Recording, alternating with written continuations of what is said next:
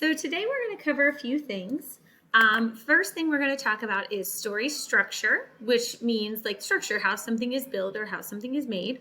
So we're going to talk about how a fictional story is written and that structure that an author would use to kind of brainstorm their ideas, much like you would do as a writer. So we're kind of working backwards. We're taking a story and we're saying, well, how would the writer have brainstormed to write this story? The other thing we're going to do is think a little bit more deeply about our characters and then their point of view in this story. So let's just dig right in here. So first thing you're going to do is, like I mentioned, the story structure. So you're going to name the characters. Who are the main characters? Probably there'll be about 2 or 3 main characters here. Then we have the setting. Where and when does this story take place? Don't forget the time period is also important.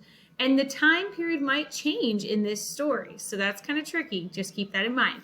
Now the plot. Everybody say plot. Plot. The plot of the story includes all of the events, the conflict, the events, and then the solution or the resolution, how the problem is solved. So at the very beginning of the story, you can determine what is the conflict or what is the problem. When you think of conflict, often you think of people fighting or arguing with one another. That's not always what conflict is.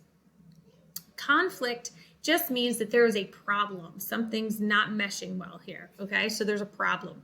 And then what events led to that problem's solution? And that's where you will finish filling this out, okay?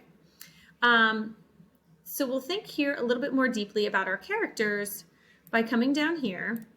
You'll take the events in the plot to write a short, very short summary, okay? And if you can add any vocabulary words here, that'd be fantastic. Underline them, right? By just highlighting that word and hitting Control U.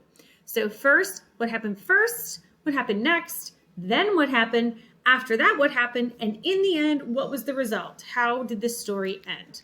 So that's what you will fill in on this slide. For the character study slide, I want you to either pick one of the 2 main characters. So either Angela or Peter.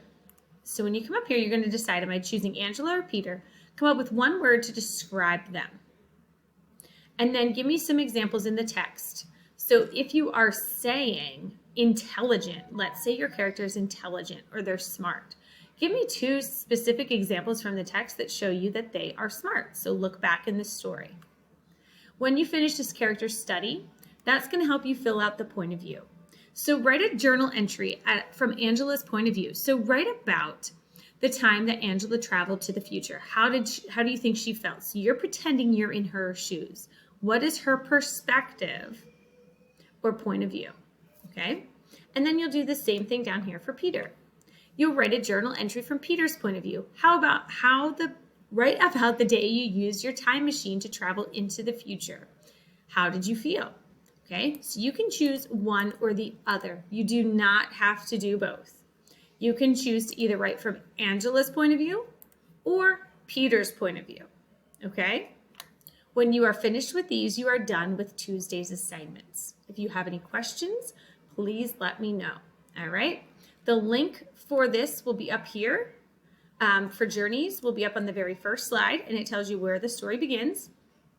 This assignment is actually going to take you to the end of the day, Thursday. So you have Tuesday's work, and then once you finish Tuesday's work, you're going to see a slide that says Wednesday, February 17th. That means you do not need to do the remaining slides in this activity until Wednesday. Okay, so please don't work ahead just in case something happens with delays or cancellations or anything like that. Don't complete anything any further than to slide 7 for Tuesday. All right, that's all. Now I'm done. Have a great time.